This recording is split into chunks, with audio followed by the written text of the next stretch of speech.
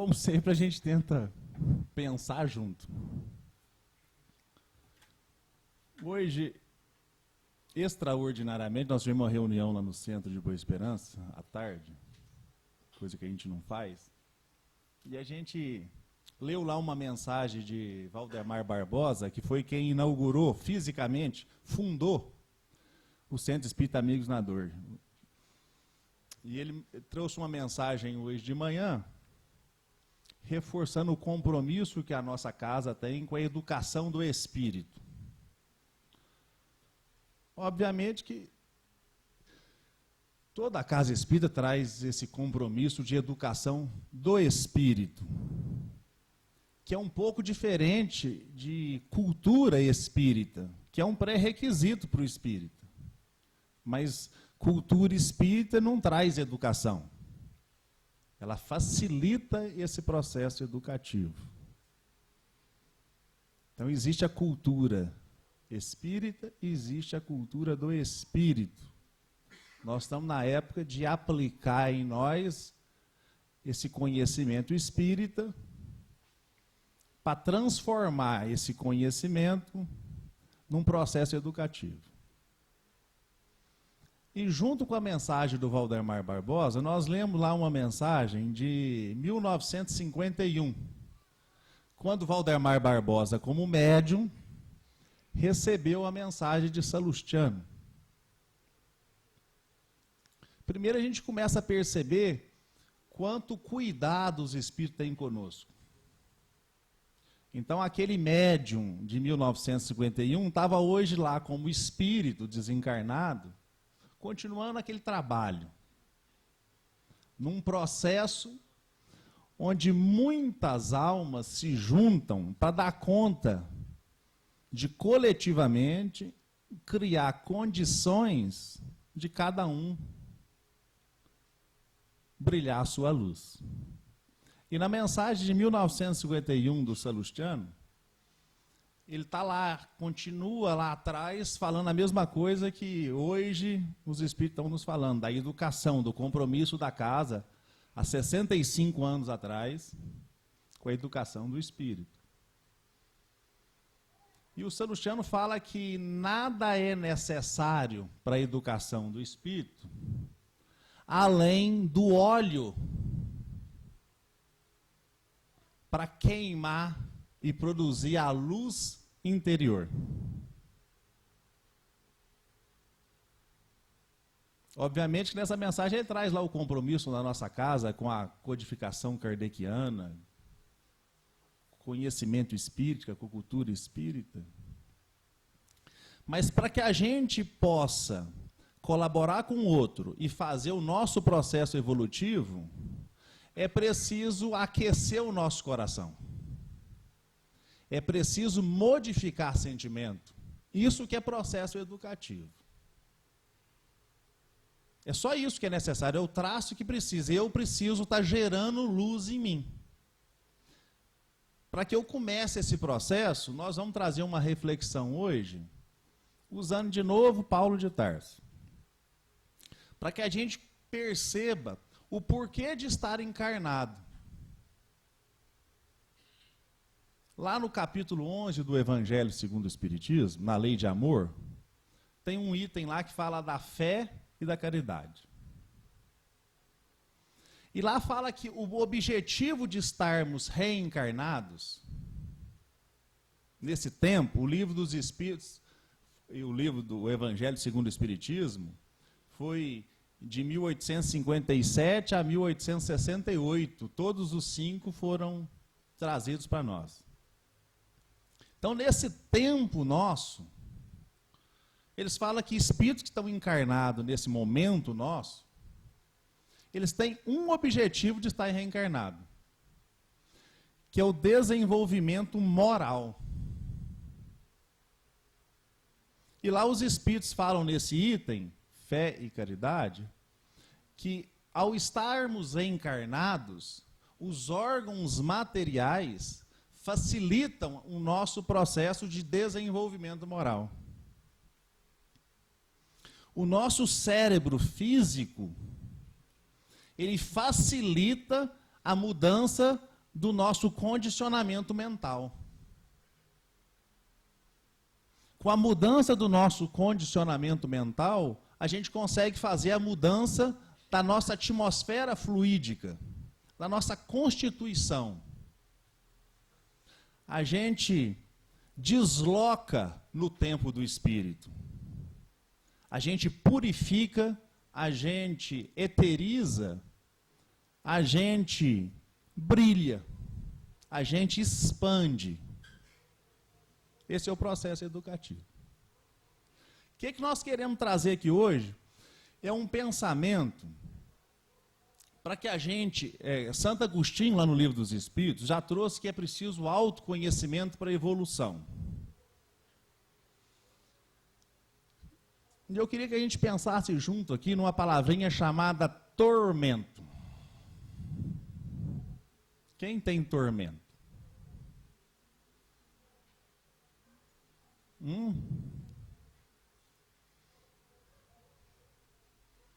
Alguém aqui tem tormento?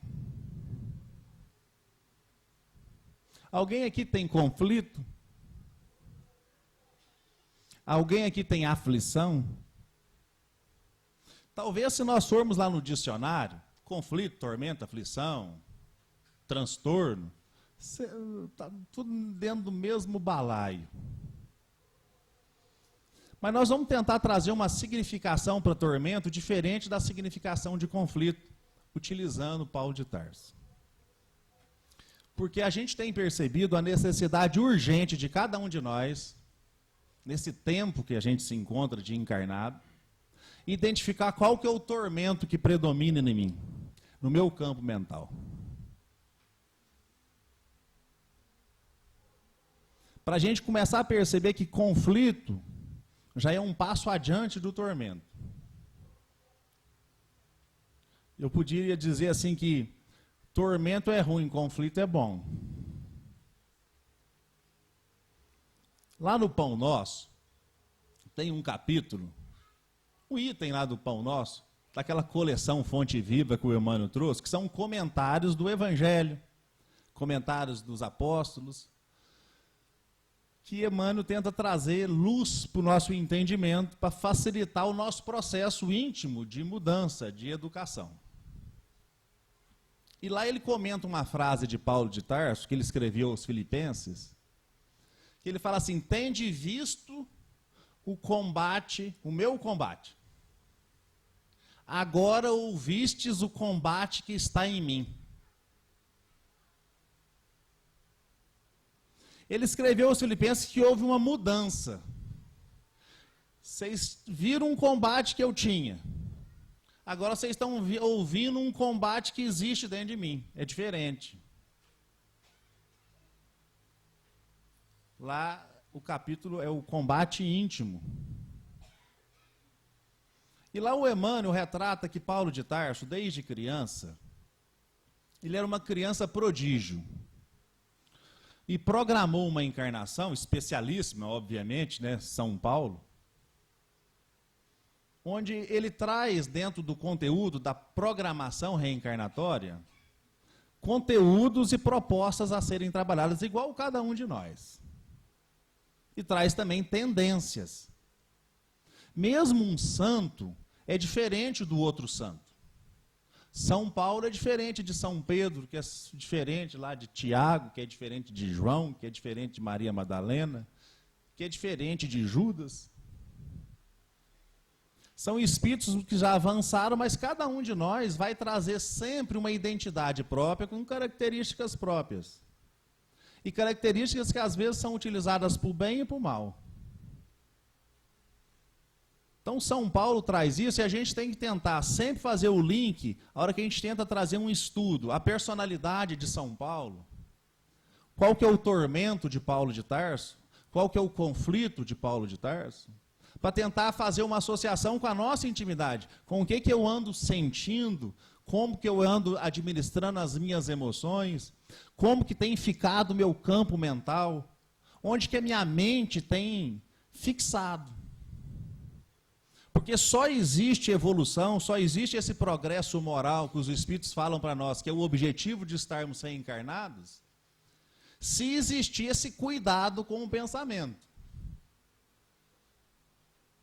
O cuidado com o comportamento mental, que vai traduzir numa modificação de comportamento, muitas das vezes, de relação humana, e que vai trazer transformações a nível de sentimento, e que vai fazer a modificação da nossa memória, e que vai modificar a qualidade dos nossos fluidos. Paulo de Tarso, desde criança, tinha uma inteligência aguçada, tinha um poder de persuasão enorme. Emmanuel retrata que aquela criança que ele era, competia com outras crianças e sempre deixava elas distanciadas. Que ele foi se desenvolvendo dentro da cronologia da existência e como adolescente, ele já tinha valores e princípios e determinação bem característica de um espírito muito firme, com propósitos bem delineados. E que em tudo que ele entrava, ele ganhava. De uma família extremamente bem situada, com título de cidadão romano, dentro de um mundo onde Roma determinava política, financeiramente, todas as questões. Ele tinha o privilégio da cidadania romana, mas ao mesmo tempo estava lá afincado dentro de Jerusalém. Emmanuel retrata que Paulo de Tarso conseguia o enfrentamento de tudo e de todos. Que ele entrava lá no templo de Jerusalém, que trazia uma conotação religiosa, mas política também. E com aqueles senhores sábios lá do Sinédrio, espíritos inteligentes, astutos, bem preparados, ficavam distanciados de Paulo de Tarso. Ele sempre argumentava melhor, ele sempre trazia mais ênfase, ele sempre ganhava a parada. E Emmanuel retrata que esse espírito combateu veementemente a tudo e a todos, pecadores e santos, justos e injustos. E de uma maneira determinada, ele queria fazer a implantação da lei mosaica na sociedade romana, sociedade mundial.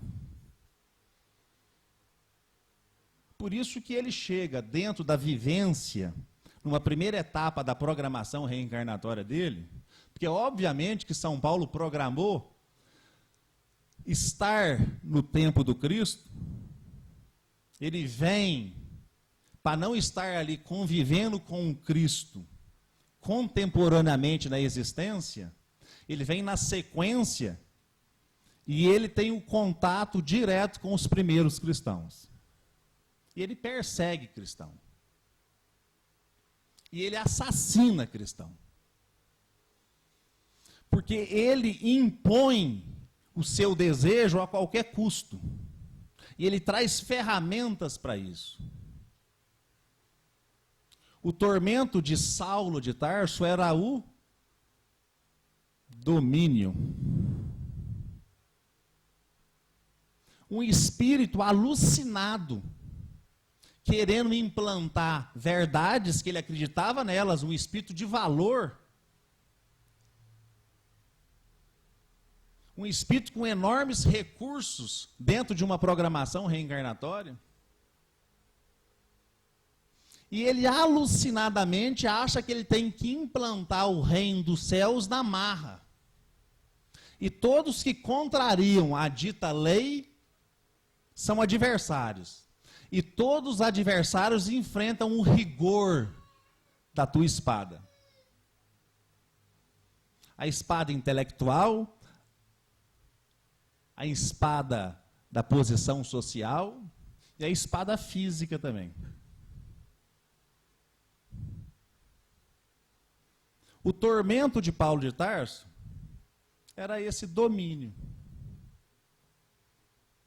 Aí Emmanuel retrata que em determinado momento modifica isso. A famosa passagem da chegada de Damasco, onde ele cega com a luz do Cristo, uma alma já preparada, com todo aquele poder de argumentação, um sujeito que até ali nunca tinha titubeado, nunca tinha tido uma queixa, uma clama, uma alma com todas as condições de exercitar no outro, no ambiente, esse domínio. Trouxe todas as ferramentas e fez bem feito o serviço. Alucinado. Esse sujeito, Saulo de Tarso, não tinha reclamação, não tinha chororô. Não reclamava de nada. Ele estava literalmente com a força de uma mente alucinada. Com o contato do Cristo, ele cai do cavalo.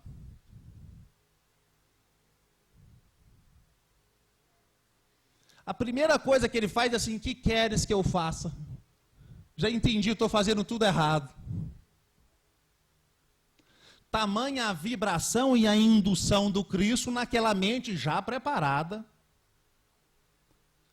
que trouxe uma proposta dentro da implantação do cristianismo no planeta. Então nós estamos falando de um personagem de uma dimensão diferente da nossa, obviamente. Mas esse mesmo tormento que tinha Paulo de Tarso, eu tenho. O Fred tem. Só que cada um de nós, dentro de um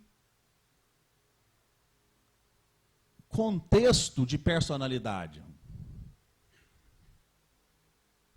Às vezes o tormento do sujeito não é de domínio, é de ciúme. Ele tinha ciúme do colega dele, ele tinha ciúme do irmão mais novo, porque a mãe dava mais atenção para o irmão. Ele tinha ciúme do namorado, porque o namorado ia dar atenção para o irmão. Ele tem ciúme do colega de trabalho, porque ele acha que ele é melhor, que vai tomar o lugar dele, que vai pegar o amor dos amigos dele. E às vezes ele tem o tormento do ciúme. Às vezes o indivíduo tem o tormento da grandeza, tudo para ele tem que ser grandão, a vaidade pauta as decisões alucinadas que ele faz na existência. Feito o poder de domínio, pautou todas as vivências de São Paulo. Ele tinha que ser o primeiro, ele tinha que dominar todo mundo lá na sala de aula dele, no jardim de infância.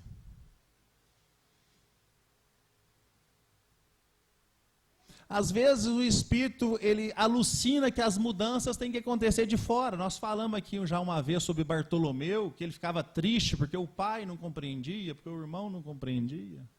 A alucinação do Bartolomeu era achar que o reino de Deus ia ser implantado de fora para dentro, para ele ser feliz. Tem um espírito lá de Sacramento, que ela foi uma educadora lá em Sacramento, depois que Eurício Barçanufo desencarnou, foi ela que fez a escola Eurício Barçanufo lá em Sacramento, que fez um orfanato lá para jovens, que fez uma escola que até hoje tem lá quase 500 crianças. Um espírito assim, de peso no meio espírita, conviveu muito com Chico Xavier, contemporânea do Chico, a Corina Novelino. Ela trouxe uma mensagem no ano passado, mostrando a frustração dela. Porque mesmo dentro daquele contexto, ela falava assim, tinha hora que meu pensamento paralisava. O tormento da Corina Novelino, ela clama que quando ela desencarna, na hora que ela entende, ela fica meio que vexada, meio envergonhada. Ela foi noiva 2 vezes e nunca conseguiu casar. Ela tinha a frustração de que ela não tinha uma família dela, um marido, os filhos. Eu alucino que eu tenho que ter aquele padrão, eu crio. O nosso tormento, ele está sempre dentro de um desejo, um interesse equivocado, dentro de um sentimento desorganizado. É por isso que nós temos que pegar assim, o Paulo de Tarso, o Bartolomeu, os exemplos que a gente percebe, para a gente tentar falar assim, e eu, como é que é? O que é o meu tormento, hein? O que a minha mente toda hora cai nesse padrão? Passa 10 anos, eu repito o mesmo padrão de escolhas. Eu vivo alucinado com isso. Isso me gera uma instabilidade psíquica. É por isso que, olha só, aquele Paulo de Tarso todo potente, todo domínio, a hora que ele percebe a fragilidade que ele se encontrava, a hora que a lucidez se instala, e obviamente no espírito que tem condição para ter drasticamente essa mudança psíquica, que queres que eu faça, não precisa me bater mais, já entendi, estou fazendo errado, estou alucinado. Então, vários espíritos trazem para nós o modelo, porque a hora que eu crio esse padrão, a Corina Novelino, na mensagem, ela fala que ela fazia as mesmas coisas. Atendia as crianças, educava, ela era, não sei como é que chama isso, seria a diretora de uma escola mesmo, primária, lá do 2º grau, na época. Então, ela tinha uma função na educação ali na cidade, escrevia livro. Ela fala assim, eu fazia as mesmas funções ali. Então, um espírito que deixou o seu traço em muitos outros espíritos, além do compromisso com o espiritismo propriamente dito, o compromisso com a educação de maneira geral. E ela fala assim, eu ficava estacionada com o meu pensamento, achando que Deus tinha esquecido de mim, né? Um processo alucinado. Nós temos que tentar identificar esse negócio em nós.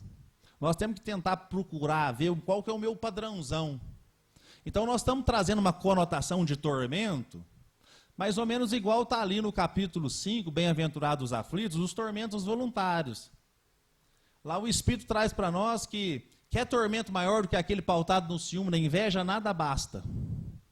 O sucesso do outro é um sofrimento.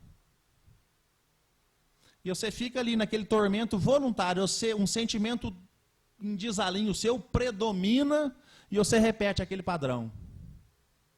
Então nós tínhamos que estar assim, para autoconhecimento é isso, eu tenho que falar assim, o que é o meu tormento, o que é o meu padrãozão? Tem gente que, a gente fica achando que sentimentos são todos iguais, não são não. Obviamente que são tudo filho de orgulho e de egoísmo, e que sentimento bom tudo vai ser filho de amor, mas nós temos que perceber qual que é o meu conteúdo para trabalhar isso melhor. Tem espírito que é muito orgulhoso, rancoroso, ele fica reticente. Tem outro que é vaidoso, ele aceita tudo, mas a vaidade é tão grande. Você vai vendo, o outro é um ciúme medonho, ou seja, você começa a perceber padrões.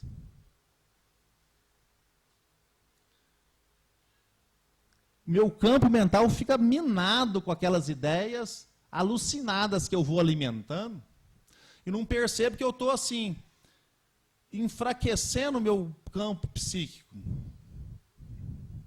E aí parece que a hora que eu, por exemplo, perco a paciência, que eu estouro, que eu sou violento, que eu sou sem educação com os outros, aí eu sou atormentado porque eu não tenho paciência. Não, às vezes a paciência já é o quê? Uma reação, é um traço da minha personalidade. Tem gente que reage com tristeza, fica triste, chororô, mole, fica deprimido. Tem gente que parte para o desespero. Tem gente que é violento, tem gente que fica irritado. Cada um tem traços, a gente responde a situações de maneira, também de características que nós criamos. Mas são traços de personalidade, é diferente. O meu tormento é que eu tenho medo, eu acordo de noite, estou com o meu peito cheio, o oxigênio não entra, eu acordo apavorado, eu não estou dormindo, eu estou apreensivo, eu estou com medo sempre. Eu estou com dificuldade financeira, eu estou com dificuldade no relacionamento, eu estou com dificuldade na educação do meu filho, eu estou com dificuldade nisso e naquilo. Isso já é consequência do tormento não trabalhado, que me levou a estar naquela situação. Aí eu reajo com medo, com ciúme, com inveja, depende. Então nós não estamos aqui querendo ficar dando nome, a gente precisa fazer de um ambiente igual esse, uma casa espírita, um ambiente reflexivo em profundidade para cada um de nós. Não é um conteúdo para eu levar para casa e para mim estudar, é um conteúdo para mim trabalhar no meu coração, na minha intimidade, não é mais aqui na inteligência, raciocínios mirabolantes. Eu não preciso nem dar nome para isso, eu preciso começar a sentir eu mesmo. Perceber como é que a minha mente tem ficado induzida por esses desejos doidões meu, desgovernados. Então nós temos que achar esse tormento, esse padrãozão meu, esse padrãozão de domínio do Paulo de Tarso. Às vezes o indivíduo ele faz isso, ele quer que a mãe dele pense igual ele quer que o pai pense, e às vezes com belos propósitos, quer evangelizar os outros. Ele quer que a esposa pense, que os filhos, fica tentando dominar todo mundo, um sofrimento medonho, vai gerando tensão psíquica. O Emmanuel, no Pensamento e Vida, fala, vai gerando uma tensão psíquica, que isso, não cuidado, gera o quê? Gera transtornos mentais, com lesões, inclusive, físicas.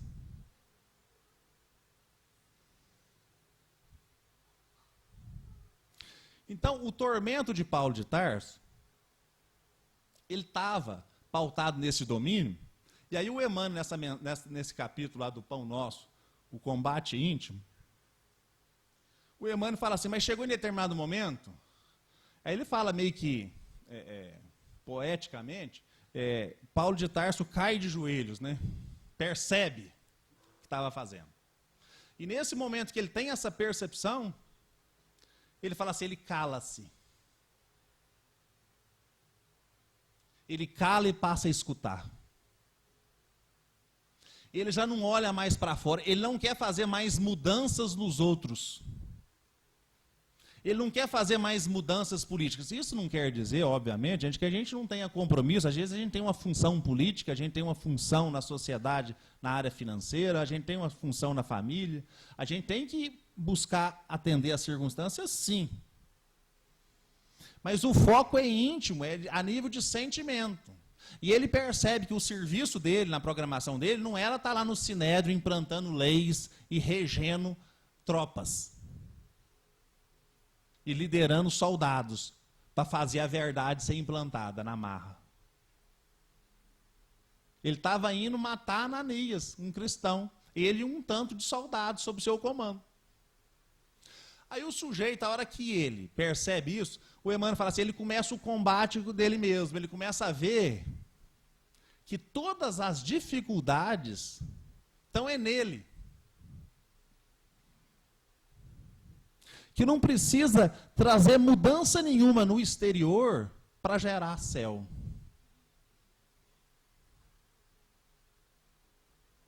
Para estar ligado a Deus, para fazer o bem, para colaborar. Porque Paulo de Tarso era um sujeito de princípios, ele queria que a sociedade se desse bem. Ele queria que as pessoas seguissem a lei para serem felizes.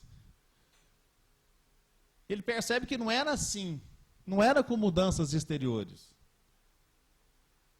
Era com mudanças íntimas. O Emmanuel fala que a espada passou a ser a íntima, a da cobrança dele mesmo. E olha só, nesse momento começa o quê? Começa a diminuir o tormento e crescer o quê? O conflito. Eu acho que eu nunca vim aqui sem falar essa frase. O bem que eu quero eu não faço. O bem que eu quero eu não faço. O mal que eu não quero, esse ainda faço. Frase de Paulo de Tarso. O Saulo de Tarso não fazia esse questionamento íntimo. O Saulo de Tarso tinha certeza que estava fazendo certo. Ele levou a esposa dele, Abigail, para assistir um apedrejamento, para matar um sujeito. Vamos lá assistir. Era o irmão dela, um cristão. Ele não tinha dúvida de nada, certeza absoluta.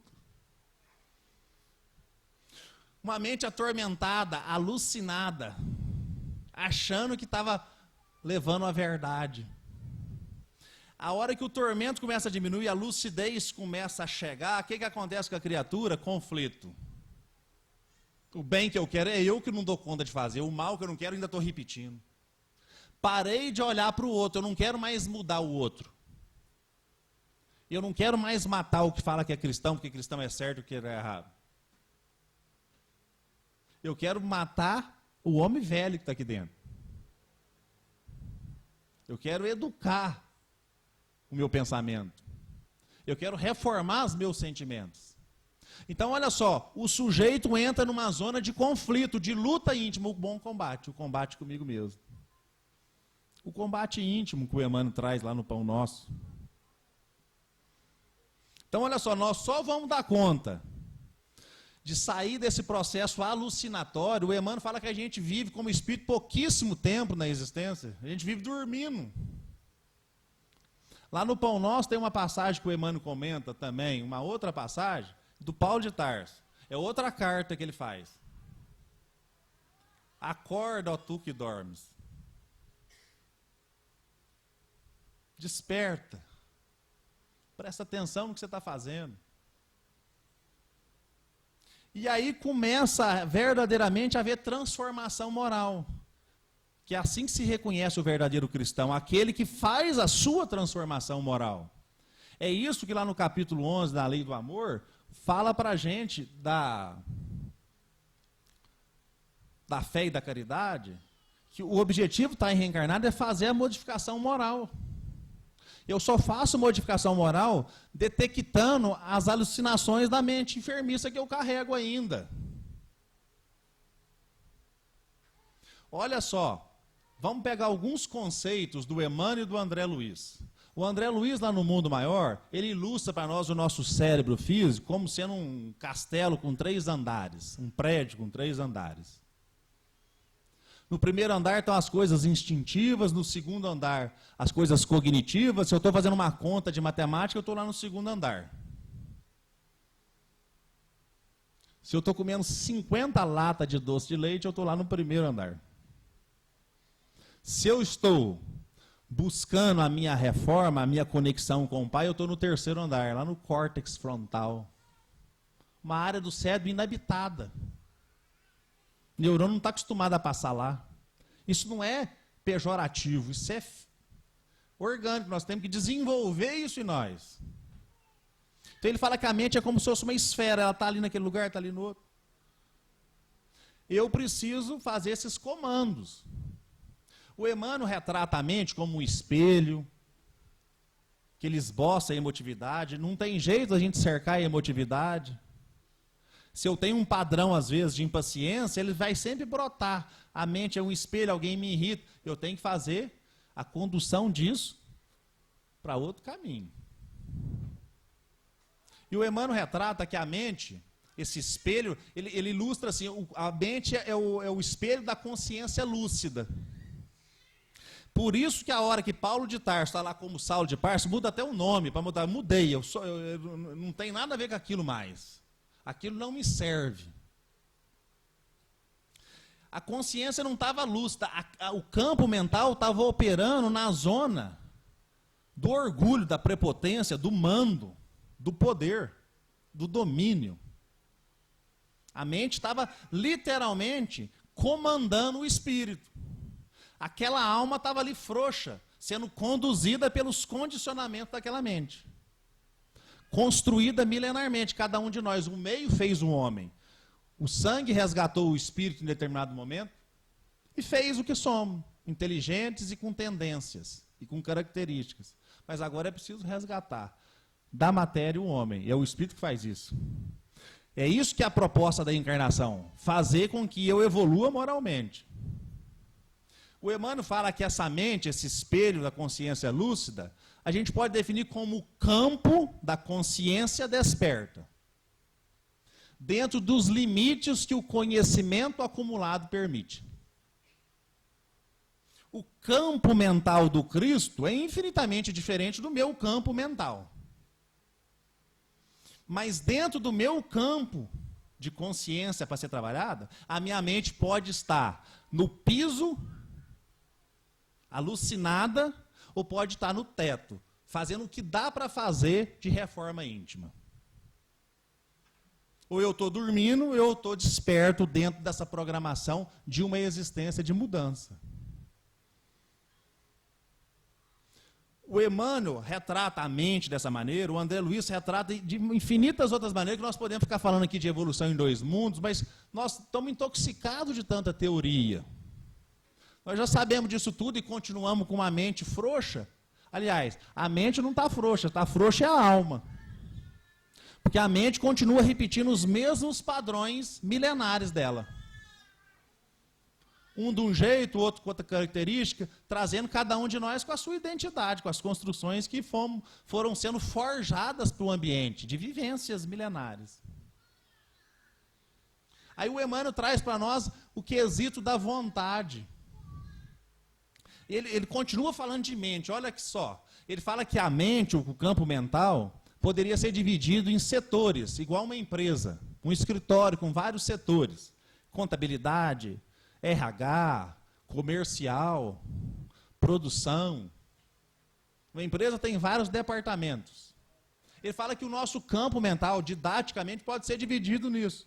Ele divide no campo do desejo, no campo da imaginação, no campo da inteligência e no campo da memória.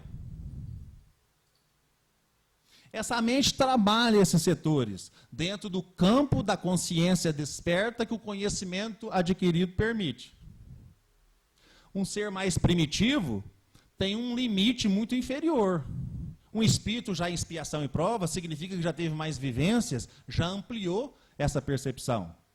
Já saiu daquela coisa instintiva. Aí o Emmanuel retrata que essa mente, esse campo, ele saiu daquele instintivo, lá na origem, passa por um momento conturbado de ilusão, que é onde está o tormento, até chegar no preciosismo, no brilhantismo de uma mente pura, que reflete o Pai. Então nós estamos nessa transição. Uma mente ainda iludida, cheia de desejos, em desequilíbrio. Então ele fala que, e aí ele fala dos departamentos mentais e fala que a vontade é o grande gestor desses departamentos. Sem esse gestor ativo, a inteligência fica criminosa, a memória fica frouxa, o desejo gera séculos de expiação. A imaginação gera ilusão, sombra, construção na areia que derrete. O tormento, uma mente desgovernada. A hora que a gente sai dessa frouxidão mental e passa a buscar o comando dessa mente para a alma que sou, eu desperto. Eu saio da zona de tormento e caio na zona de conflito. Eu começo a perceber, nossa, eu repito um padrão, eu respondo errado, eu faço o bem que eu não quero, que eu quero eu não faço. O mal que eu quero, esse eu ainda faço. Mas São Paulo, aí o Emmanuel retrata e fala assim, meus irmãos, se Paulo de Tarso, que teve o contato com Cristo, passou por isso, não acha que você não vai passar, que você vai passar. Que bom que eu tenho conflito. Que eu chego para o Fred e falo, Fred, nossa senhora, eu não estou aguentando eu mesmo, eu ainda perco paciência. Eu ainda invento um monte de moda. A hora que eu vejo, eu estou lá mergulhado na moda alucinatória que eu fiz.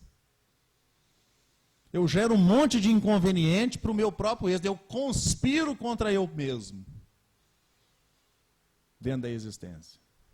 Mas aí, pelo menos, eu já não estou mais culpando o pai, a mãe, o filho, o irmão, o colega, quem me traiu, quem falou mal de mim. O inferno não é porque alguém me calunia, o inferno é porque eu não sei ser indulgente com quem me calunia. O inferno não é porque alguém me trai, o inferno é porque eu não sei perdoar. O conflito passa a ser íntimo. A resposta é comigo mesmo. A cobrança, sede severos consigo próprio. Indulgente com o teu irmão. É o evangelho, a nível de sentimento, falando para nós. Então, a hora que a gente começa a perceber essa necessidade urgente de utilizar da nossa existência para essa transformação moral. Porque Paulo de Tarso conseguiu?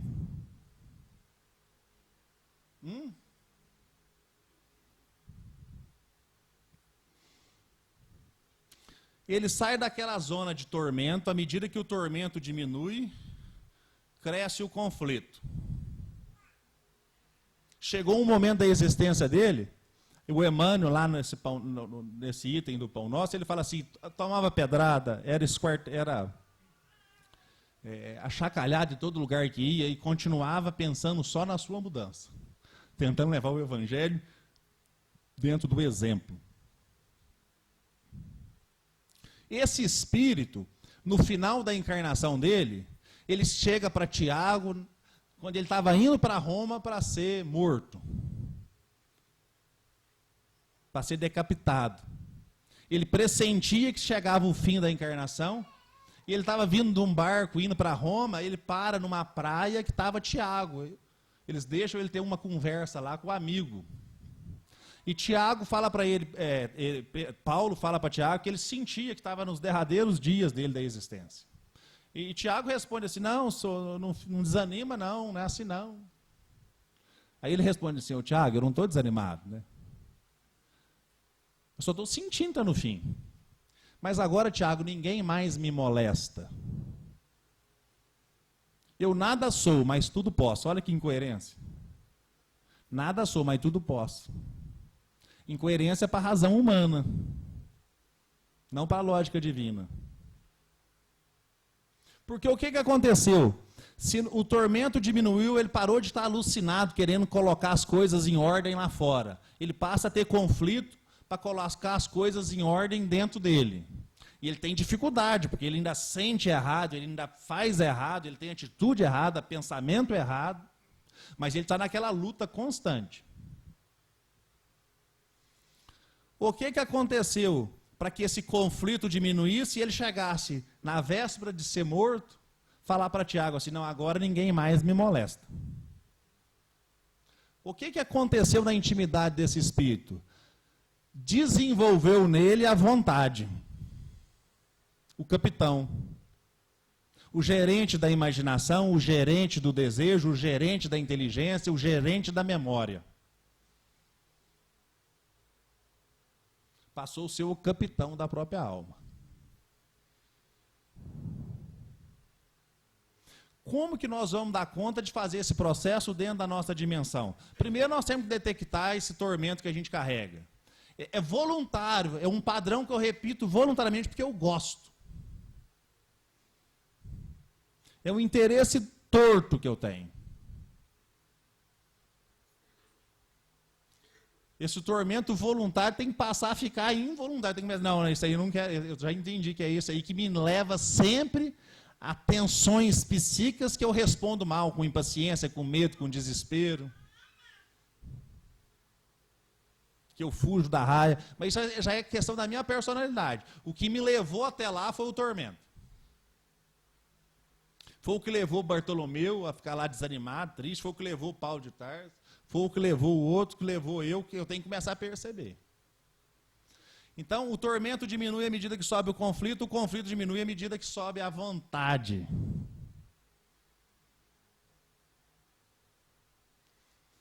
Como que a gente pode utilizar do recurso reencarnatório para fazer com que essa vontade fique mais forte?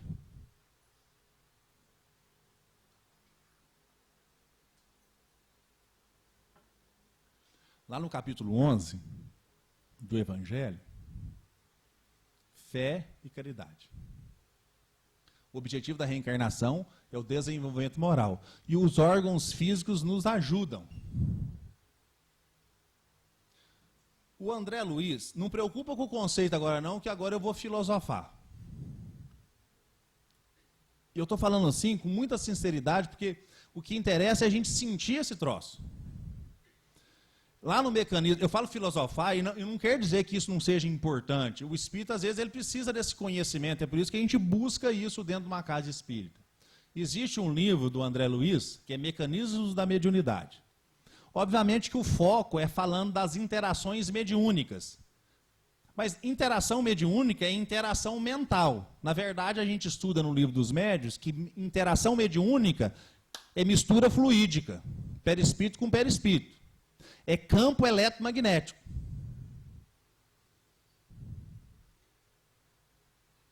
Esse processo de interação mediúnica é estudado minuciosamente no mecanismo da mediunidade. Mas, obviamente, que nós temos que usar aquele conteúdo para ver o meu comportamento mental. Primeiro, que em todo momento eu estou com interação mediúnica. Porque eu sempre estou com sintonia. A lei de sintonia, a associação é constante. Com almas com o mesmo objetivo, com a mesma proposta. Lá o André Luiz, ele ilustra o campo mediúnico, o circuito mediúnico, com o circuito elétrico. O circuito elétrico que a gente domina aí na escola de engenharia elétrica.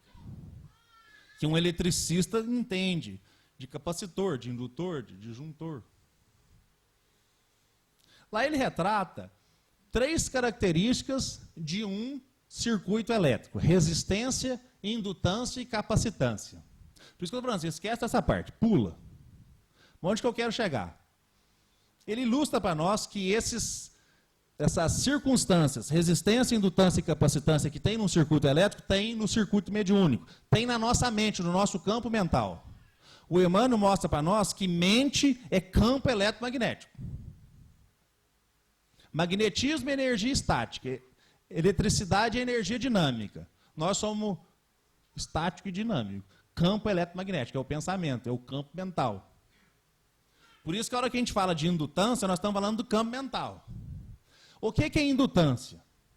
É a capacidade, assim, de uma maneira muito primária, eu vou falar, e vou repetir o que está lá no mecanismo da mediunidade. Se existe um circuito elétrico, e existe uma tendência de mudança nesse circuito elétrico, vai aumentar a voltagem, a amperagem, vai diminuir, existe uma mudança no circuito elétrico. Brota uma força, nasce no sistema uma energia, uma força que é contrária para a mudança não acontecer. Vou repetir de novo. O circuito elétrico está lá a 200. Aconteceu alguma coisa, chacoalharam o poste lá na frente, ia cair para 170. Nasce nesse circuito, brota uma força que faz segura nos 200. Uma força contrária para não diminuir. Ele fala assim, se assemelha à inércia na mecânica. Na mecânica, a inércia é o seguinte, se esse copo está parado aqui em cima da mesa, ele fica parado até que uma força haja nele. Ele tende a ficar parado. Se um carro está andando, ele tende a andar, a não ser que a energia contrária atue nele. Por exemplo, o atrito do pneu com o asfalto. Ele vai parando. Mas se não tivesse atrito, ele ia continuar em movimento sempre. A inércia da mecânica é a indutância na eletrônica. Esquece dessa parte. O que acontece? O nosso cérebro físico gera isso para nós. Se eu estou numa sintonia boa, e eu me habituo a ficar na sintonia boa, se eu imprimo um pensamento caridoso, benevolente, indulgente, pronto ao perdão, e eu mantenho esse pensamento, eu mantenho eu ligado ao Pai, eu mantenho eu ligado ao meu mentor espiritual, eu mantenho a minha visão, a minha audição, o meu olfato, os meus sentidos atentos, com cuidado para não vacilar. Eu mantenho a minha vontade ali acesa nos desejos, na imaginação, na memória, na inteligência. O que eu vou gerando no meu campo mental? Uma indutância do bem. Vai fazendo o que se eu mantenho muito tempo essa indutância? Se eu dou uma escorregadinha, tem uma força que vai assim, não fica aí, não vacila não. O Leon Denis fala assim, cumprir com o dever é difícil no início. É por causa da indutância. Depois que eu passei milênios seguidos, pensando só o bem, eu não penso outra coisa. Existe um campo na minha mente que fala assim, penso bem. Serve para o mal também. Se eu só penso determinada besteira, se o meu desejo é só na sensualidade, na sexualidade desenfreada, eu crio uma indução nesse troço. Todos os tormentos estão patados nesse campo de indução. Se a minha indução é porque eu gosto de ser grandão, eu gosto de aparecer, tudo para mim tem que ser o melhor, eu sou muito vaidoso, o meu campo mental fica preso nesse padrão. Eu tento ser simples, eu começo um negocinho simplesinho, quando vê, o rabinho aparece. Cresce. Vigilância constante nesse campo mental. Por isso a força do bem. Por isso que não adianta beneficência, tem que ser benevolência para mudar o pensamento. E aí eu crio uma indutância, eu crio um campo mental, é isso que São Paulo fez. Anos pregando o evangelho com exemplo.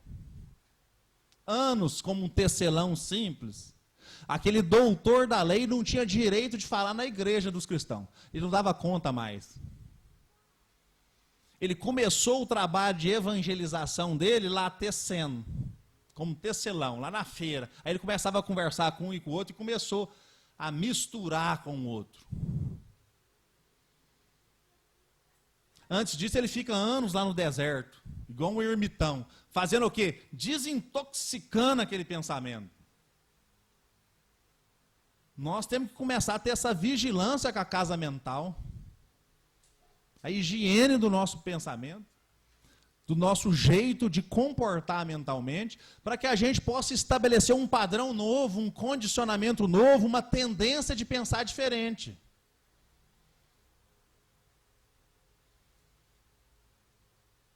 Esses dias eu dei um exemplo lá, eu posso chegar lá em casa, agora, e o elevador está estragado. E eu posso imediatamente ficar impaciente. Pensar assim, por que o meu irmão que mora lá no mesmo prédio já não arrumou esse elevador? Nós dois sabemos arrumar o elevador, que tem que ir lá em cima na casa de máquina, porque ele sempre, o problema recorrente do nosso elevador é excesso de peso, e faz ele abaixar muito. Aí você tem que consertar o nível dele. Nós já sabemos, nós mesmo consertamos o elevador.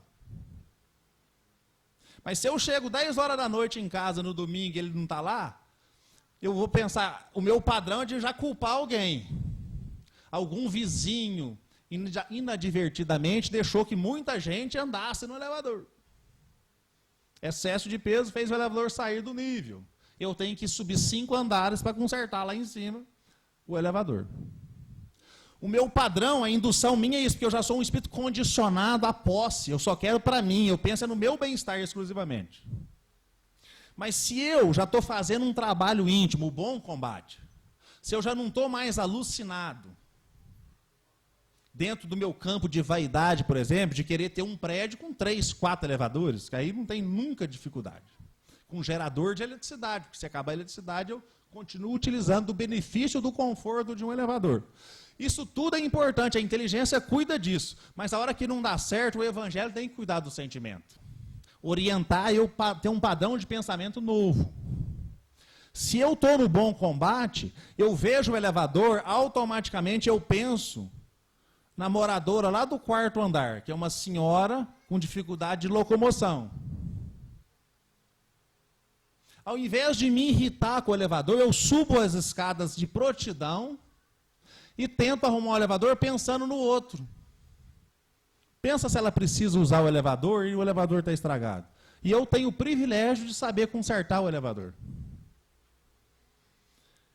O meu padrão mental vai condicionando no bem. A tendência infeliz vai virando uma tendência feliz. A indutância nesse campo mental no bem vai fazendo com que quanto mais contrariedade eu tenho, mais eu amo. São Paulo falava assim, quanto mais eles me apedrejam, mais eu os amo. Acabou.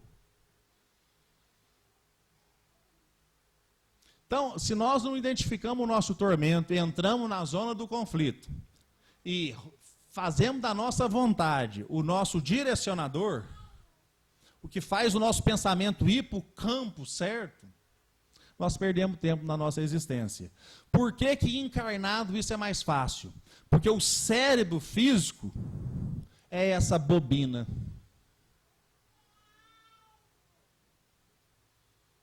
Eu consigo começar a imprimir um pensamento novo. O cristão começa assim, ele começa a imprimir um pensamento novo e ele vai ficando com o cérebro como uma bobina, induzindo ele a fazer o bem, induzindo ele a fazer o bem, ele vira o disco. O nosso campo mental, para a gente encerrar o nosso pensamento, quem conhece uma vitrola aqui? Quem que não conhece uma vitrola? Quem não conhece? Vitrola. Todo mundo conhece? Aquele discão preto? Você conhece, não? Conhece? A menininha aí. Vitrola não é do seu tempo. Mas era um discão preto assim, que a gente punha uma agulha e ele ficava girando numa faixa, né? Tinha 7 músicas de um lado, eu acho, 5. 3, né? 3 de cada lado. E o que acontece? Que existe um provérbio que fala assim, é preciso virar o disco, não é? Para tocar outra música do outro lado. Aquela agulhinha, quando ela achava um disco arranhado, o que fazia? Repetia aquela mesma faixa de música. Ela não saía, não é? Por isso que a gente fala, ô menino, vira o disco aí, não brinca não, muda de assunto. Aquela faixa, aquela agulha extraía daquele disco preto de vinil uma música. Uma energia magneticamente impressa naquela música ali, naquele pedaço de plástico, era traduzido por uma aparelhagem e virava um som. O nosso campo mental tem essa viciação, ele cai naquele disquinho arranhado e nós repetimos o mesmo padrão mental. E naquela época não tinha controle remoto. A gente tinha que levantar do sofá, ir lá e levantar a agulhinha e pôr ela no outro campo. O nosso disco de vinil inteiro é o nosso campo de consciência desperta que o conhecimento adquirido permite trabalhar. Ou seja, cada um tem o seu disco de vinil, numa faixa. Tem uns que têm uma imensidade de amplitude, outros menos. Mas cada um tem as suas variações dentro do seu campo. A vontade é que vai lá e que muda a agulha. Muda de faixa. E é como se fosse assim, quanto mais eu toco uma faixa, é como se fosse subir numa montanha de plástico. E cada vez ficava mais difícil tocar uma outra faixa. E quanto mais eu tocava naquela faixa, que é a faixa do bem, mais difícil achar faixas no mal. É o condicionamento que um corpo físico permite nós a fazer, se nós temos a decisão de fazer diferente. De pensar diferente, de comportar mentalmente diferente, de gerar fluido novo e de brilhar a luz. Boa noite.